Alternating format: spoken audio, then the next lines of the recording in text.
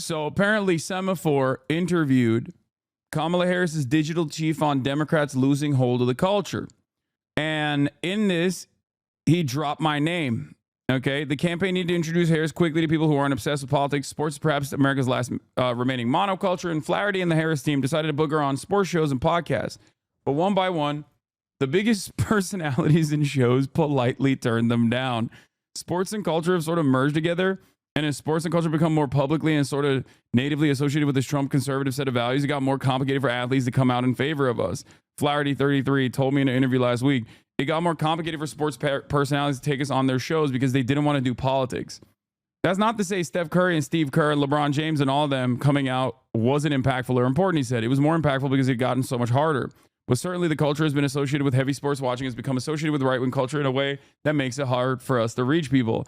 First of all, L. Second of all, skill issue. But last but not least, I mean, I wouldn't necessarily say that sports watching across the board is just like dominated by right-wing sentiment, even though virtually everything online is incredibly right-wing. I don't think that that's the case. I just don't. Stephen Curry's burner. Thank you for the 5 gifted subs. Maybe you should gift the biggest gift of all, not friendship, but instead socialize housing in your neighborhood. That's what you should be doing instead of being an additional hurdle to homeless shelters being built in your neighborhood because you think it's going to ruin the culture. Your haters have been having a meltdown over this article. Is this who you meant when you said the Harris campaign wanted you at the DNC? This is the deputy campaign manager. I didn't know that the deputy campaign manager was Hasan Abihead. I did not know that. I wish he would have listened to my advice a little bit. But anyway, Flaherty declined to say who turned Harris down, but she didn't appear on key shows hosted by sports figures sympathetic to Democrats like Colin Cowherd, Bill Simmons, or the Kelsey brothers. As Semafor first reported at the time, Harris did appear on All the Smoke, a popular but more niche basketball podcast, and NFL Hall of Famer Shannon Sharp's Club Shay Shay podcast. The campaign's failure to completely crack the sports sphere was, to Flaherty, ominous and a part of a larger trend in which some influencers who had felt comfortable engaging with the Biden White House demurred when asked to help Harris make her case to her followers. When it's not cool to talk about politics, he said, you're kind of afraid of the audience. You don't even have to talk about politics. The problem is Kamala Harris. I think the environment for politics is changing a little bit as well. Like political communication is changing as well, where you can't just be a political personality who is like uptight and constantly on note. You can't have a Pete Buttigieg style person, right? You have to be more of a real person. If you want to live in the post-Trump universe, you have to kind of play ball. You have to be a personable human being. It's a very weird thing to demand from politicians. I guess back in the day, when information was significantly more limited and confined to network television, you could do what is known as retail politics, right? You know, you can have these setups where you basically faked human interaction. But digital retail politics is very different. Digital retail politics is what is in demand now. And you have to learn the language of online to be able to do that successfully. And you have to be personable. You have to, instead of going to the Iowa, corn shucking festival or whatever and eating a hot dog, you actually have to do this. You have to go on the podcast circuit. And in order to do that, you can't be a bot and you can't be an NPC. And unfortunately for Kamala Harris, like there were definitely podcasts where she shined, right? I think like whenever she went on, I don't know, like a HBCU adjacent podcast, I think she did a pretty decent job, much better than like Hillary Clinton, for example. Having said that, however, there's like a massive marketplace where she did not have her own, she did not have this opportunity at all. She was not able to have this opportunity at all because like she's kind of a bot, you know, she's kind of an NPC. She's like too scared to have a personality. That could be because she is a black woman in politics and you don't have the leeway of a white man in politics, a rich white man in politics. I'm sure that that's part of it, right? But I think that it's not even about having charisma. It's more so just being honest. Like, it's not like Bernie Sanders is a tremendously charismatic individual. Okay? He's not. He's a old ass nerd. But Bernie Sanders is earnest. Okay? And that's the reason why when he does those like Theo Vaughn appearances and whatnot, they blow up and people like it. Tim Walz would have done a pretty good job in the podcast circuit, something that I brought forth time and time again. But like the age of technocratic neoliberalism is over. It just doesn't sell. I don't even know if it ever really sold, but since it was the only game in town, a lot of people were like, all right, whatever, I'll vote for this. Right?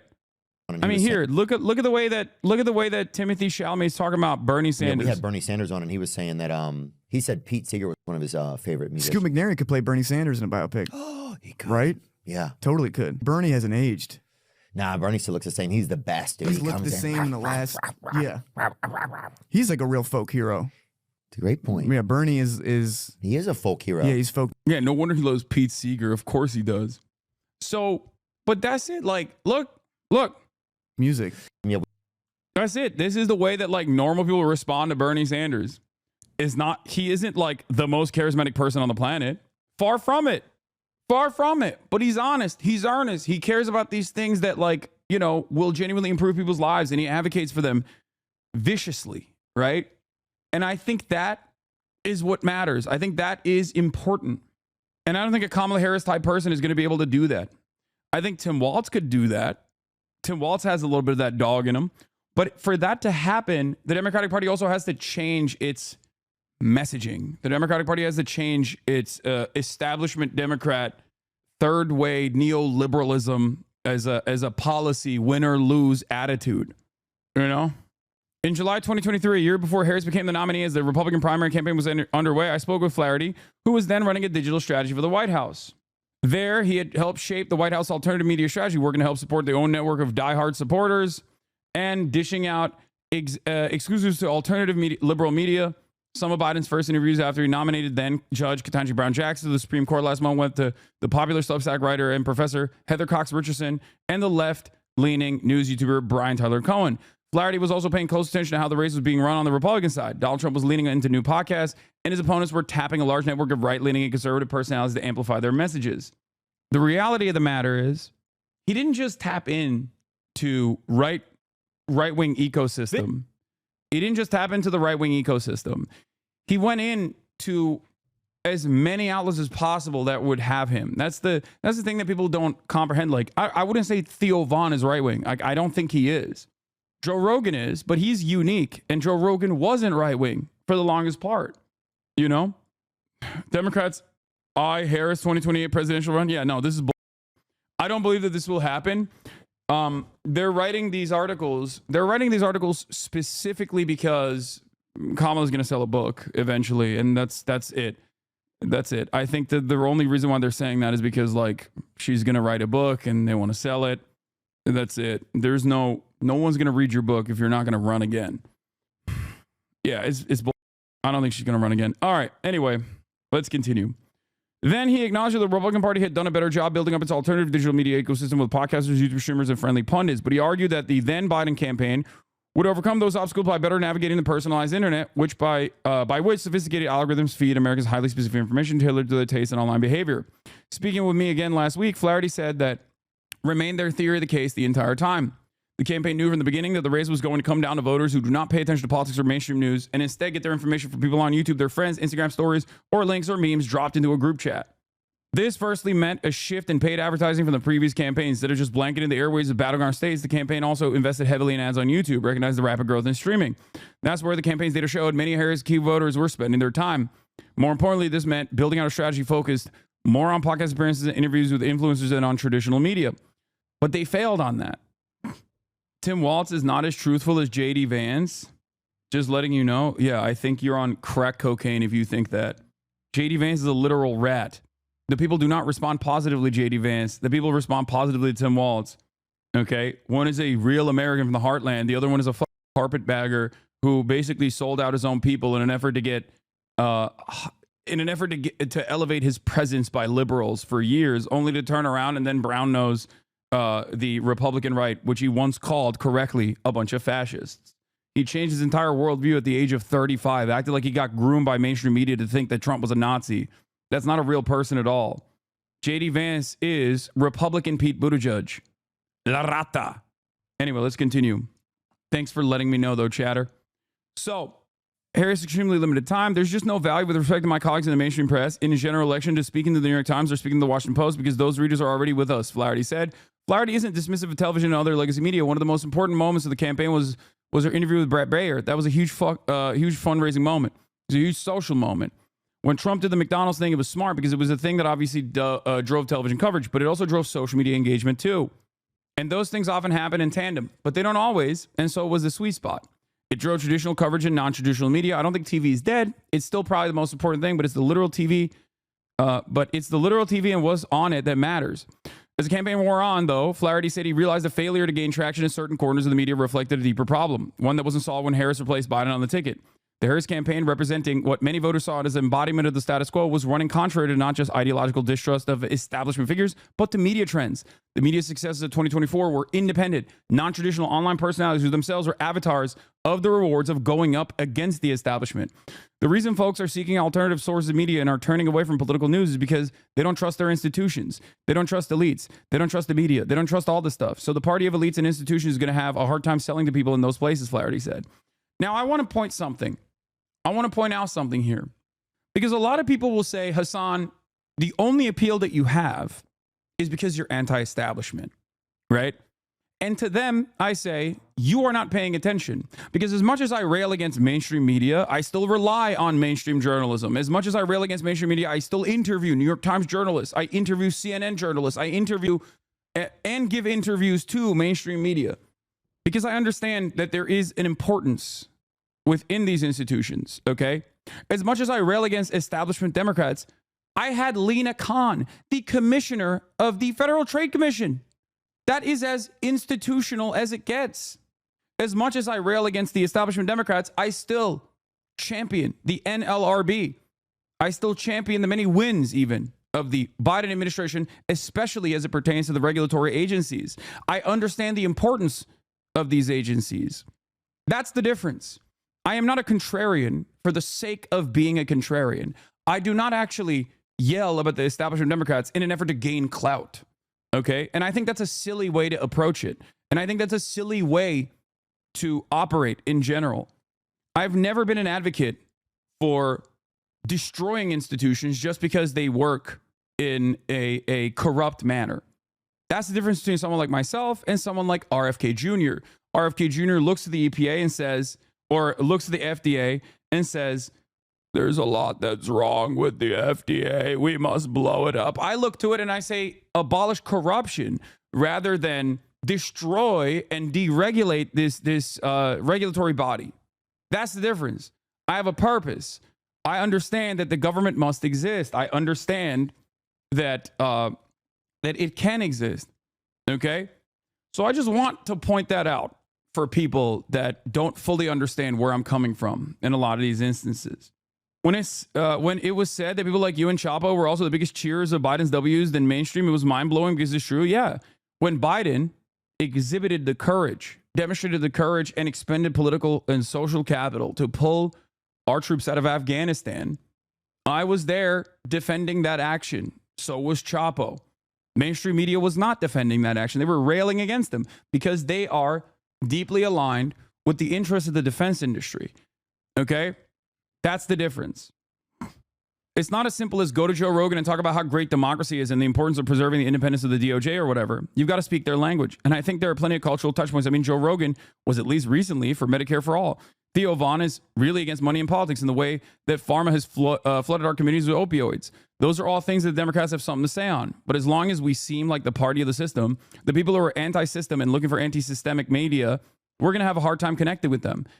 Now, nowhere was this more clear than within the manosphere of podcasts and content creators like Rogan and Vaughn. To them, Trump had become less toxic and more based, and he rewarded his supporters with access. Flaherty said the Trump campaign successfully used new media to reshape culture, while Democrats found that the mass media institutions that had long largely supported them were weaker than these new cultural drivers. It's more than just young men. It's a broader ecosystem, he said. Democrats have historically had these really close relationships with institutional media. Institutional culture, Hollywood, and the traditional press. There's this entire cultural ecosystem that Trump campaign did a really good job cultivating over a long period of time. We should get Jennifer Abruzzo, General Counsel to NLRB, next. She's responsible for reenacting the Joy Silk Doctrine and numerous other labor W's. You're right. I'm down to do that as well. Flaherty also acknowledged that Elon Musk's purchase of X, Twitter, played a major role in the campaign, further tilting the scale of online culture and information towards Trump. Its importance was twofold. One, it was where you reach elites and high information people. But two, it was also the kind of place where politics could sort of careen into culture. And so it was really important. It was a really important central node, even if it wasn't the farthest reaching platform, he said. Having that node be fundamentally controlled by effectively an arm of the Trump campaign was not good, really a problem. And so Elon obviously sort of achieved his ends there. It was obvious that center left and left content was being throttled compared to right content. But while the campaign came to believe it was fighting an uphill battle against culture, moving in the opposite direction, it also made some strategic errors of its own based on faulty assumptions. Flaherty said that one place he understated the Trump campaign was a central part of the former president's digital strategy. The Harris campaign thought that Trump's team decision to continue talking to the manosphere meant he would simply be reaching the same audiences over and over again. But the incredible frequency of those appearances helped build the former president's credibility with that audience, which seeped out. He also said Harris's campaign never quite figured out one of its earlier strategies, which was to get its messaging organically into family group chats and private media, partially because they couldn't nail what kind of content would spread that way. I think that's one that ended up being a lot harder to execute on. Over the last several weeks, many professional Democrats I've spoken with feel that they've successfully identified our problem. But the next step for Democrats' media strategy are uncertain. When I met Flaherty this week in New York, he was contemplating his own professional future and what his role would be. To Flaherty, part of this starts with putting real effort into building the left and center left's own independent media ecosystem, divorced from the nonpartisan media that has historically satiated Democrats' appetite. Flaherty said one silver lining of the election was that many hardcore Democratic partisans have begun to waver from their satisfaction with legacy media. Yes, I changed the camera to full cam because I think it's better to just like read the article, but also have it be full camera. They are never going to trust the New York Times, and they're never going to distrust the Washington Post, he said. They're never going to not trust the New York Times, and they're never going to distrust the Washington Post, Flaherty said. But I think that in a Trump era, you start to see frustrations with mainstream media come to a boil. And I think there will be smart people who try to fill the gap, more individuals who create content on the left and center-left messaging. Flaherty said that Democrats need to invest boosting independent partisan friends online, as well as content creators or media figures who haven't been explicitly political but could reflect liberal and progressive values to counter the surging online pro-Trump right. Flaherty does not understand a fundamental part of this. And although he brings me up in literally the next moment after this is Kamala Harris's digital chief, okay? A fairly high level person in Kamala Harris's campaign. And yet, I think, and I don't know if he's watching this right now, I don't know if he can hear me speak on this matter. I have spoken on this extensively to CNN and numerous other outlets at this point. But I think this fundamentally misses a very important point, okay? Trump did not boost and offer money to these center-right podcasts. Trump was able to go there, meet them where they're at, and communicate with them in a way that was somewhat apolitical, okay? Part of that is because there are a lot of, I guess, social issues that they aligned on to a certain degree. But more importantly, it's because Trump is a famous TV personality and he's carried that attitude throughout the first 4 years. And certainly to this day, he still carries that attitude. That's it. This is not something that Kamala Harris can recreate. There is also a lot more leeway, creative liberties that you can take on when you are a right winger. Like you can just kind of get away with saying whatever the fuck you want. You can get away with saying it being, you can get away with being a dumbass. But Trump's charisma certainly carried him across the finish line. It wasn't that like he had fantastic policies or whatever, but he could tell a story real well. And that goes a long way. He was able to, in spite of being a billionaire born with a silver spoon, a real estate tycoon with numerous failed businesses under his belt, he was able to present himself as a real guy, as opposed to all of these other fake, phony guys, the Democrats, and even Republicans that stood against him. So you have to have, for me, I've been covering politics for quite a while at this point. I have 3 general elections under my belt at this point, at this moment. Okay? And what I have seen in that experience as a professional political commentator, you need one of 2 things, and if you can have both, it's fantastic. You either have to have good policy that truly addresses the issues that people are experiencing, or you have to have good charisma to be able to come across as authentic and earnest. Okay? If you have both, that's a killer combination. No one in my lifetime, I think, has had both. Trump doesn't have good policies, but he has an incredible way of reading the room and recognizing the resentment and anger that people feel, and then channeling that resentment and anger to vectors of hatred that are inoffensive to the pre-existing hierarchies. Trump is also very charismatic. He's very telegenic. Kamala Harris, unfortunately, was not charismatic enough, and her policies were awful. Bernie Sanders, on the other hand, not exactly charismatic, but is an earnest communicator and has the policies. Do you understand? The keys, Hasan, the keys. I am not making keys, okay? I'm not doing some Alan Lichtman style shit. And I'm not even saying this is a perfect scientific formula to win elections. I'm not saying that at all. That would be idiotic. I'm sorry, but why do we have to dumb it down for chat? No offense. Wait, what? I always dumb everything down for every single person. Trump is not charismatic. He's gross. He's charismatic to bigoted people. Okay, well, you can keep saying that, but it doesn't matter. He was a very famous television star. Yeah, I wonder who represents the average American better in an election. Someone who consistently gets banned from this chat over and over again for being annoying, or the guy who won the goddamn election.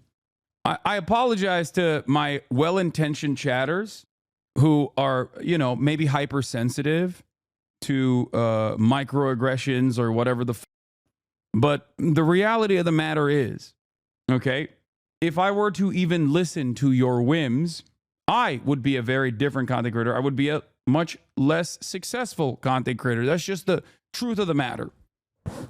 Okay? Sometimes you have to just take a back seat. Sometimes you have to take a back seat and just listen to what I have to say instead of, chiming in and saying something that obviously is demonstrably untrue for the broader audience, for the broadest subsects of American politics. Did Clinton or Biden have more charisma than Bernie? No, not Hillary Clinton, if that's who you're asking. But I think that Bill Clinton had charisma, for sure. I think Obama had charisma. He maxed out on a charisma, and he had some pretty decent policies as well. But it was mostly the charisma that actually packaged whatever he was selling. That's what carried him. Okay? That's what carried him. Anyway, so here's what Flaherty says. We need a whole thriving ecosystem. It's not just Pod Save America, though I think we should have more of them. It's not just Hasan Piker. We should have more Hasan Pikers. It's also the cultural creators, the folks who are one rung out, who influence the nonpartisan audience. Okay, I don't disagree with this. Those things all need to happen together. The problem is, you can't inorganically develop this. I guess you can pump money into it a little bit to give it more prominence, to give it more respect, to give it more legitimacy. But you can't inorganically create the same, you can't do a Nelk Boys, but for the left, because the Nelk Boys were not created by the Republican Party. Okay? You can look at Daily Wire. Daily Wire is a great example. Daily Wire is a direct political operative. Daily Wire is not funded by the Republican Party. Daily Wire is funded by those who fund the Republican Party. Do you understand? Daily Wire is not directly funded by the Republican Party, but the same billionaires that fund the Republican Party also fund the Daily Wire. But that's a direct political operative, right? That's a very obviously partisan ideological project. What we're talking about here isn't the Daily Wires of the world. What we're talking about isn't necessarily even the Joe Rogans of the world, but the Theo Vaughns of the world, the Nelk Boys of the world.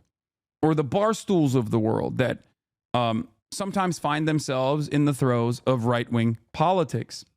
The issue here is these people, just like the broader voting population, have found themselves cast aside by the Democratic Party.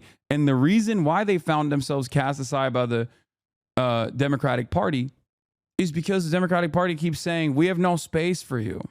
We have no space for you. You're bad. You're wrong. We're not going to give you any policies that are good. We're going to do everything in our power to say, if you want that stuff, you're lame. You're bad.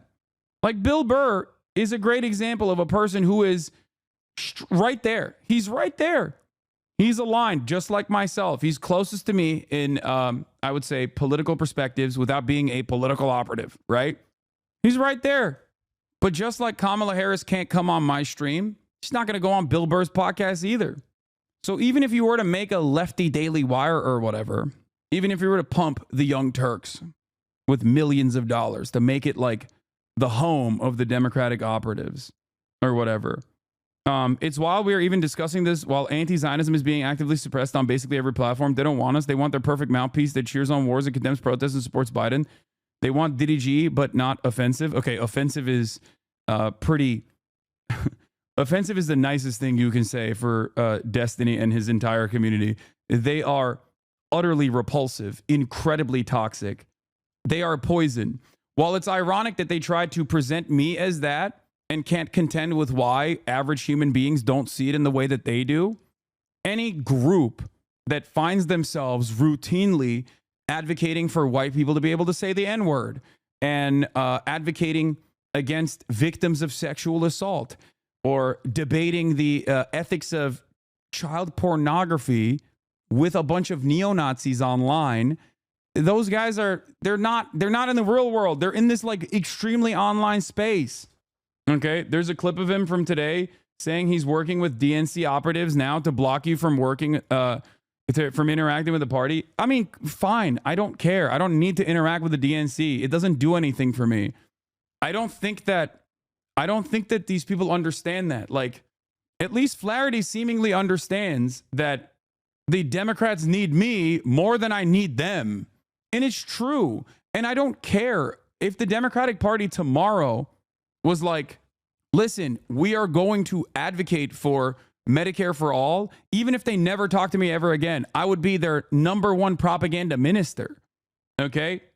Making a leftist Joe Rogan doesn't change the fact that 86-year-old Nancy Pelosi, while recovering from a free hip replacement, campaigned for a 70-year-old with throat cancer for oversight committee rather than a 35-year-old. The geriatric ghouls in Congress refuse to step down. Exactly. I'm gonna use this as a wonderful segue to talk about the AOC oversight committee vote that took place already.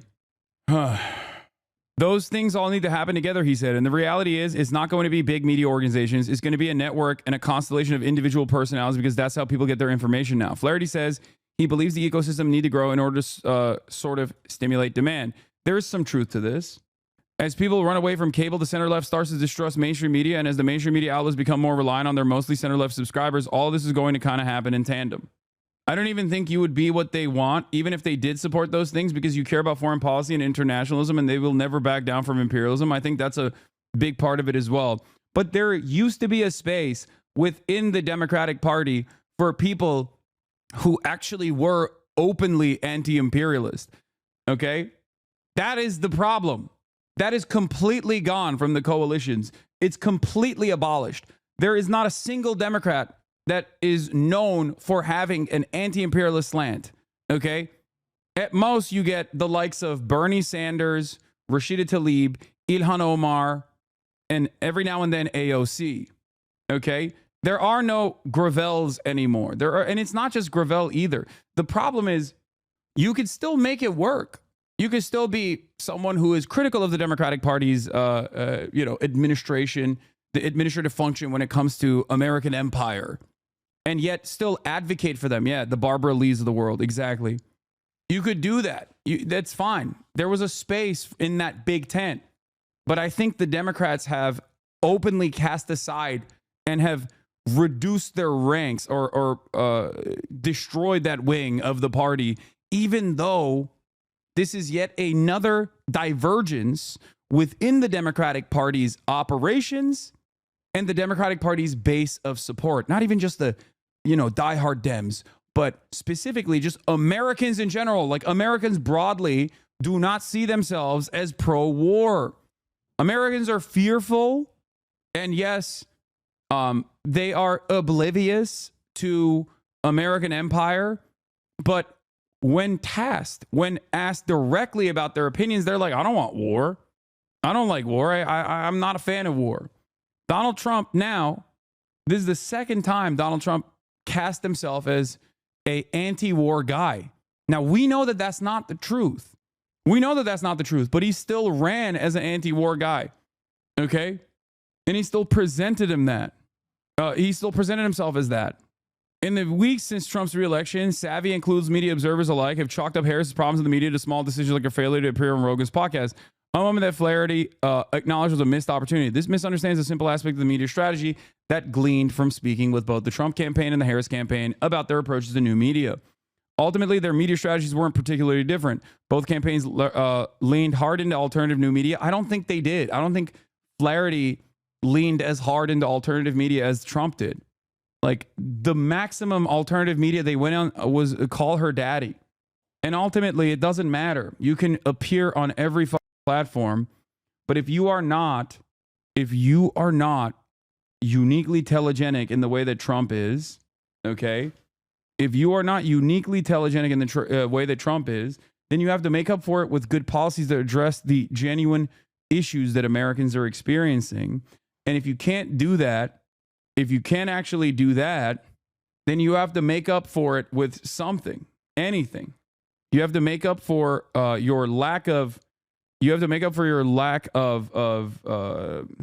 telegenic, charismatic politicians with good policies. One of the things both you and the right understand more than the general left is that no matter how much information you give someone, it's very hard to change their values. Leftists spend too much time telling the most racist man alive that Trump is racist. The right doesn't bother telling trans people that Trump will help them. It tells transphobes it'll hurt them. There's some truth to that as well. But I do think that people can have their values be changed. But I don't think the method of doing that is by spirited debate or whatever. I don't think that's how that works either.